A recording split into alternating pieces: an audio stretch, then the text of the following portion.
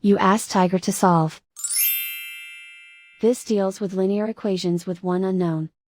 The final result is a equals 16/3. Let's solve it step by step. Group all a terms on the left side of the equation. Subtract 4a from both sides. Group like terms. Simplify the arithmetic. Group like terms. Simplify the arithmetic.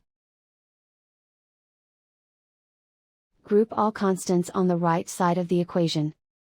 Add 17 to both sides. Simplify the arithmetic.